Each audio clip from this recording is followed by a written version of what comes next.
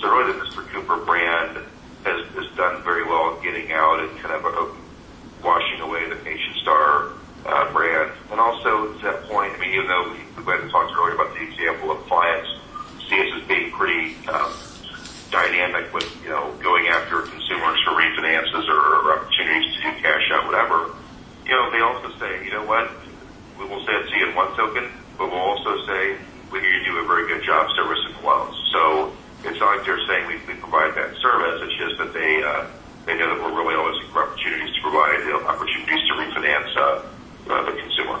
Yeah. Okay. Just a couple more questions. You're doing great, by the way.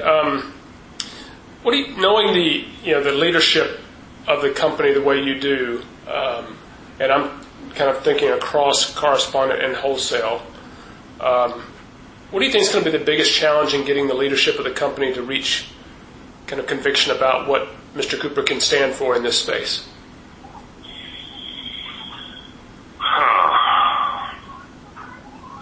Well, I live, eat, sleep, breathe correspondent lending. I have for, darn near 15 years. Yeah. So I love the space. I would not participate in anything but the correspondent business,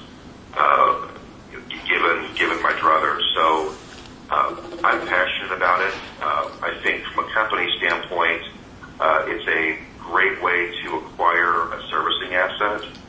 It's a lot cheaper than doing it through a traditional branch retail network, which a lot of our clients operate. So it's a very cost-effective way to acquire what this company really wants, which is, servicing rights. At the end of the day, that's what we do. We're a servicer, and the correspondent business is a way to get that servicing right. The wholesale business is a little more costly to operate because there's a lot more, people you got to carry to operate that business. But that's really the biggest. Those are the two differences between wholesale and correspondent. But I really think from the leadership, like you talk about, Jay, Tony, and Chris, and they're obviously very bullish on the correspondent space. They saw it as a place to grow.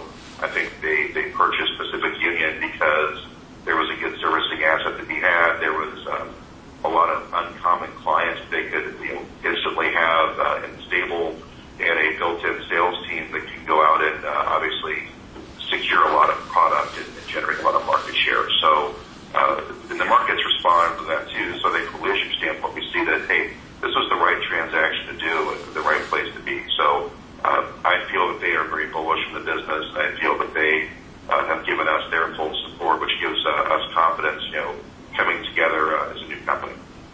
All right, cool. So last question.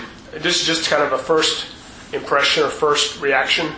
But when somebody says Mr. Cooper, and I've got a couple groups to mention, take you through. But when somebody says Mr. Cooper, what do you immediately want your clients to think?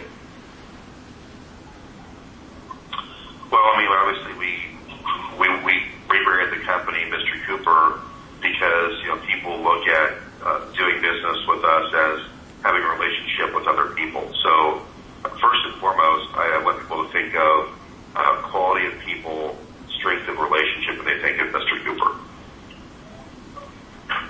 Okay.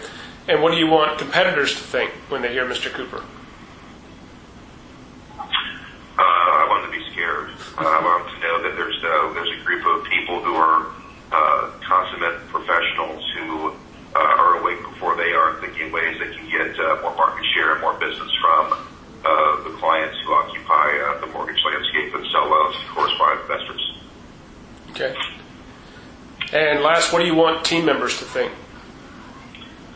That they're valued, that this is a family business, and I use that term, I call it the family business. It was a lot smaller company, so maybe it's a little more fitting, but we spent a lot of time working. I mean, this is not the mortgage business, and working here is not a 9-to-5 punch a card business. It's a lifestyle. I mean, we work a lot.